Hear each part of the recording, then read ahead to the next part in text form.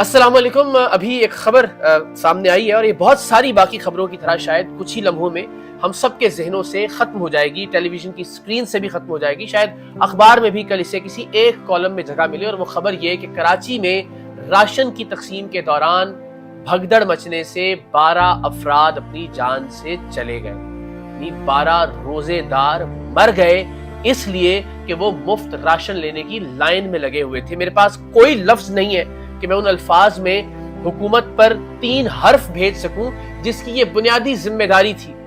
حضرت عمر فاروق نے کہا تھا کہ اگر دریائے فرات کے کنارے ایک کتا بھی بھوک سے مرے گا تو میں عمر بروز محشر اس کا جواب دوں گا. اور یہ ہمارے حکمران ہیں، رائیونڈ محلات تعمیر کرتے ہیں، سرے محلات تعمیر کرتے ہیں، 300 کنال کے گھروں میں رہتے ہیں، کروڑوں روپے کی بلٹ پروف گاڑیوں میں سفر کرتے ہیں، کروڑوں روپے ان کی سیکیورٹی پر خرچ کیے جاتے ہیں. جن ایوانوں میں یہ غریب لوگوں کے لیے قانون سازی کرتے ہیں ان ایوانوں کی تزئین و آرائش پر اربوں روپے خرچ کیے جاتے ہیں. ان کی پارٹیاں دیکھیں، ان کے کھانے دیکھیں، ان کے بجٹ کروڑوں روپے میں ہے. ان کے کتے تک پیزا کھاتے ہیں، ان کے گھوڑے مربوں پہ پلتے ہیں.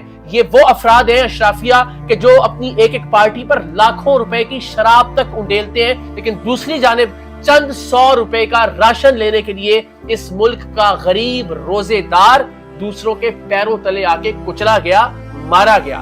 اب ذرا تصور کیجئے اس ماں کا، اس باپ کا، اس دادا نانا یا نانی کا جو اپنے بچوں کو، اپنے گھر والوں کو یہ کہہ کے گیا کہ بیٹا ٹھیک ہے، کل تک تو گھر میں فاقے تھے، روزہ تو تھا، افطار میں صرف پانی کا استعمال کیا جا رہا تھا، آج انشاءاللہ اس سیٹ کی فیکٹری میں جا رہا ہوں جہاں سے راشن ملے گا، آج رات جی بھر کے کھانا کھائیں گے، پیٹ بھر کے کھانا کھائیں گے.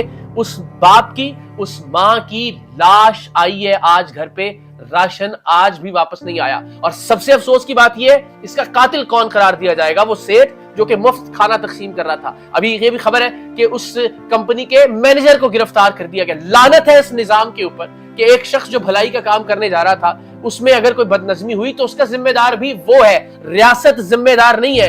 ریاست پر لعنت نہیں بھیجی جا سکتی، ریاست پر تنقید نہیں کی جا سکتی، گریبان نہیں پکڑا جا سکتا حکمرانوں کا کہ جن کی یہ بنیادی ذمہ داری تھی، جو ماچس کی ڈبی سے لے کے چائے کی پتی تک کے ڈبی پر ٹیکس وصول کرتے ہیں اس غریب عوام سے، اور پھر ذلیل کرتے ہیں انہیں مفت آٹے کی لائنوں میں لگا کے، مفت راشن کی لائنوں میں لگا کے، لنگر خانے کھول کے ان کے لیے پناہ گاہیں بنا. آپ کی ذمہ داری ہے اس ملک کے ہر شہری کو شیلٹر فراہم کرنا، اس ملک کے ہر شہری کو تعلیم فراہم کرنا، اس ملک کے ہر شہری کو کھانا فراہم کرنا. رمضان المبارک میں کم سے کم یہ ذمہ داری تو ادا کیجئے کہ وہ ریٹ جو آپ نے مقرر کیے ان ریٹس پر تو عمل درآمد ہو جائے. کوئی ذمہ داری لینے کے لیے کوئی حکومت تیار نہیں. ایک حکومت کی ترجیح یہ ہے کہ ایک شخص کو گرفتار کرنا ہے، اس کی ترجیح یہ ہے کہ اس شخص کا خاتمہ کرنا ہے.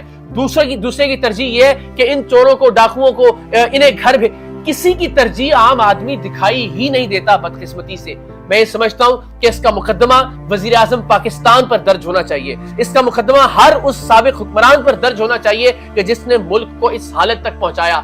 آپ ڈالیے کسی وزیر کو، کسی وزیر اعلیٰ کو، کسی وزیر اعظم کو جیل کی سلاخوں کے پیچھے اس جرم میں کہ اس کی نااہلی، نالائقی اور انتہائی بیڈ گورننس کی وجہ سے 12 لوگ پیروں کے نیچے آ کر کچلے گئے. اس ماہ مقدس میں آپ یقین کریں کسی ایک شخص کو آپ جیل میں سڑنے کے لیے ڈال دیں، کسی ایک شخص کو پھانسی کے پندے پر جھولتا ہوا دیکھیں، آپ یقین کیجئے آئندہ ایسے مناظر آپ کو دیکھنے کو نہیں ملیں گے. اور یہ پہلا موقع نہیں ہے.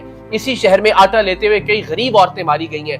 اب بھی حکومت کی طرف سے جو مفت آٹا دیا جا رہا ہے اس میں اب تک 7 افراد موت کے منہ میں چلے گئے. زندگی خریدنے کے لیے، زندگی لینے کے لیے آئے تھے. یہ نظام کب تبدیل ہوگا؟ یہ صورتحال کب بدلے گی؟ کب ہم پاکستان کو وہ والا پاکستان دیکھ سکیں گے جس کا خواب علامہ اقبال نے دیکھا تھا، جس کے لیے قائد اعظم نے جد و جہد کی تھی، جہاں سب برابر ہوں گے؟ ایک جانب اشرافیہ اپنے علل تللوں پر، اپنی عیاشیوں پر، اپنی آلائشوں پر کروڑوں اربوں روپے خرچ کر رہی ہے عوام کے ٹیکس کے پیسوں سے، اور جو عوام ٹیکس دے رہی ہے اس کا نصیب اور اس کا مقدر یہ ہے کہ وہ پیروں کے نیچے آ کے بھوک میں، روزے کی حالت میں موت کے منہ میں چلی جائے. خدا کا واسطہ ہے اس نظام کو تبدیل کرنے کے لیے آواز بلند کریں، اپنے اپنے حصے کا کام کریں، اپنے اپنے حصے کی کوشش کریں، ورنہ اسی طرح سے آج یہ 12 افراد مارے گئے، خدا نہ خواستہ آپ اور میں بھی کبھی راشن کی لائنوں میں لگے ہوں گے، ہمارے پیارے بھی کہیں بھیک مانگ رہے ہوں گے اور اسی طرح سے پیروں کے نیچے روند کر مارے جائیں گے. اگر ہم آواز بلند نہیں کریں گے، پاکستان کے لیے ہر ایک کو اپنا رول پلے کرنا ہوگا، پاکستان کو بدلنے کے لیے ہر ایک کو اپنا کردار ادا کرنا ہوگا، اس نظام کی تبدیلی کی بات کرنی ہوگی۔ چہرے بدلنے سے کوئی فرق نہیں پڑے گا، یہ نظام ہمیں تبدیل کرنا ہوگا، تب پاکستان بدلے گا۔ اللہ تعالیٰ ان مرحومین کی مغفرت فرمائے۔ ان کے اہل خانہ کا سوچ کر اس وقت جب میں یہ ویڈیو ریکارڈ کروا رہا ہوں تو افطار کا وقت ہے، راشن نہیں آیا، لاشیں آ رہی ہیں اپنے پیاروں کی، کلیجہ پھٹتا ہے، دل حلق میں آ رہا ہے۔ اللہ تعالیٰ مغفرت کرے اور ان کے گھر والوں کو صبر عطا کرے اور ہمیں یہ توفیق دے کہ ہم اس ملک کے لیے عملی طور پر کچھ کر سکیں، ٹویٹر سے باہر نکل کر، سوشل میڈیا سے باہر نکل کر، اور صرف نعرے لگانے کی بجائے عملی طور پر بھی کچھ قدم اٹھائیں۔